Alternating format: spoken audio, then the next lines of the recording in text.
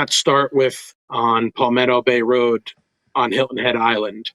As I've mentioned many times, my experience in Hilton Head and Bluffton started many years ago as a tourist, as an annual vacationer. And, around the period of time when I started to kind of have a little bit more of a, I don't want to call it sophisticated palate, but becoming more of a foodie, Lowcountry Backyard really shot to the top of the list as far as it got to a point where to start the week of vacation, we would typically go to Lowcountry Backyard like the very first day for lunch once we got into town.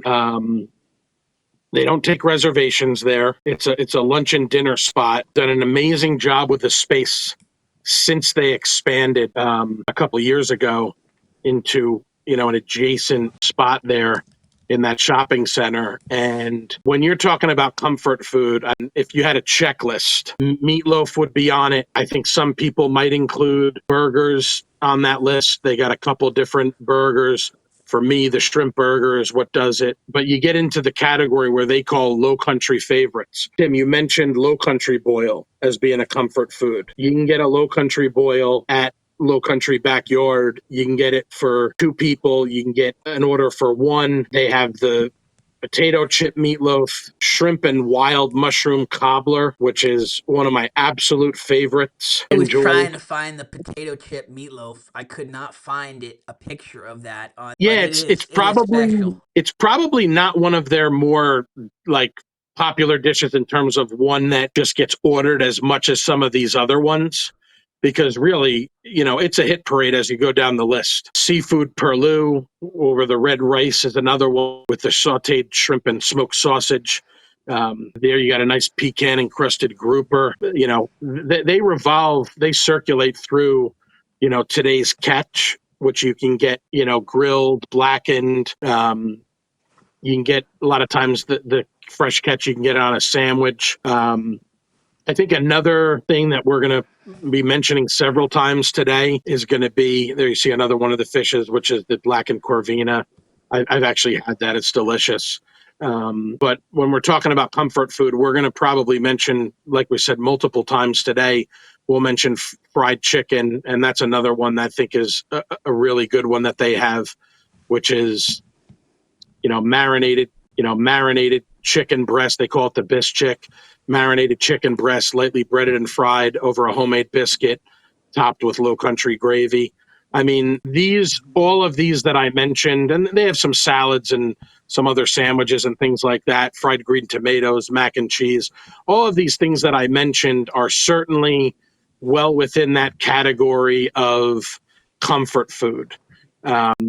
And I probably forgot the most well-known famous one, which is, you mentioned before, shrimp and grits. They were actually voted number one in South Carolina for shrimp and grits, and in addition to it being one of the best shrimp and grits in the world, believe it or not. So I can't say enough good things about a Lowcountry Backyard. The atmosphere, whether you sit inside or outside, the outside patio is really nice.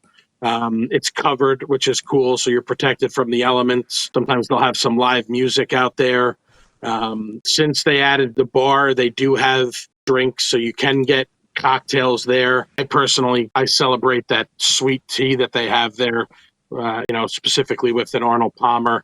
I like to go unsweet tea and lemonade, but the sweet tea at a Lowcountry Backyard is delicious. It's one of those places where I have a really difficult time when I do go there choosing what I want to eat, because there are so many really good, regulars on the menu, and then they'll throw in a special or two to really make my head spin, and it makes it a really difficult decision, what to get. I mean, I like you said, I feel like the inside from the jump just felt like sitting down for a family meal. Like it just it had comfort. That just the feel of the restaurant has comfort written all over it, and they managed to do the same thing in the back with the expansion. They really did. They have some longer tables, and they've got a nice setup for music, and it's a nice little party in the back there too, for sure. Absolutely. I think you hit the nail on the head right there. It's a family atmosphere, you know. That's where I usually see when I go. I mean, you might see a couple or something like that having lunch or dinner, but a lot of times you see groups of 6, 7, 8 or more people congregating. The service is super friendly, exactly what you would expect from a low country southern style restaurant. It actually says right here on the menu, which I think is kind of cool.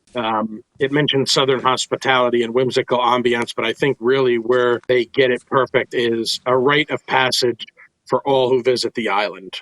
And I can't put it more eloquently than that. You know, if you've come to Hilton Head and you have not had the chance to enjoy a low country backyard, you may wait a little bit. We used to try to get there like literally right when they opened so that we could get a table relatively quickly. I love this place, and I've never been disappointed with what I've ultimately decided on. Like comfort food, I'm not gonna say it's gotten a bad shake, but the last maybe 10, 15 years, comfort food has this feel of being heavy and uh these guys have always leaned in to the comfort food identity. And they show with whether it's the main menu or the specials every night, they show that comfort food isn't just like these like stayed old recipes. Um, there's they're constantly trying new stuff, but it always has this sort of, I don't know, like a hug from grandma sort of feel to it when you get into it. Absolutely. Another word that they use that I think a lot of times it's used interchangeably with comfort food is soul food, and they make a mention of that too. And I think that's what you're talking about, where it really touches the soul. It's like a warm, inviting hug, and it doesn't necessarily mean that it has to be um, a heavy dish. Mm-hmm. That to give you that feeling and that emotion. We talk about dining as an experience and the feelings and emotions that it elicits. And I think nothing personifies that more than a low country backyard.